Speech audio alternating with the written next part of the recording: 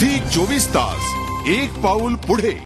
ठाण्यात राष्ट्रवादी काँग्रेसला अपेक्षित यश मिळालेलं नाही, त्यामुळे पक्षात आता ब्लेम गेमला सुरुवात झाली आहे। थिल्लरपणा आणि स्टंटबाजीमुळे पराभव झाल्याचं सांगत गणेश नाईकांनी जितेंद्र आव्हाड आणि वसंत डावखरेंना फटकारलंय, तर स्थानिकांनी चांगलं काम केल्याचं सांगत डावखरेंनी नाईकांना चिमटा काढलाय।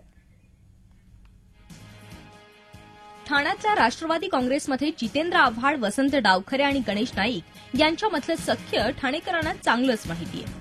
महापालिका निवडणुकीच्या तोंडावर पक्षाच्या वरिष्ठ पातळीवरून ही गटबाजी थोपवण्याचा प्रयत्न झाला, मात्र तरीही पक्षाला महापालिकेत अपेक्षित यश आलं नाही। निकालानंतर पुन्हा गटातटांमध्ये ब्लेम गेम सुरू झालाय। नेत्यांचा पोरकटपणा आणि स्टंटबाजी पराभवास कारणीभूत ठरली, अशा शब्दात पालकमंत्री गणेश नाईक यांनी जितेंद्र आव्हाड आणि वसंत डावखरेंना फटकारलंय। राजकारण हे समाजकारणासाठीच करायचं असतं। राजकारणामध्ये थिल्लरपणा, पोरकटपणा, स्टंटबाजी या गोष्टी राजकारणात नाही चालत। राजकारणात गांभीर्य दुर्दैवानं म्हणजे बऱ्याच ठिकाणी त्या गोष्टीचा म्हणजे प्रादुर्भाव झाला, गांभीर्याने घेतलं नाही म्हणून तिथे रिझल्ट निघाले। टीका झाल्यानंतर गप्प बसतील ते आव्हाड कसले, लगेचच त्यांनी नाईकांना उत्तर दिलंय।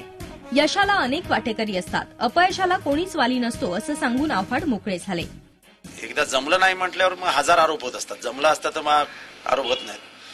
तेव्हा यशाला एक बाप असतो ना, अपयशाला हजार बाप।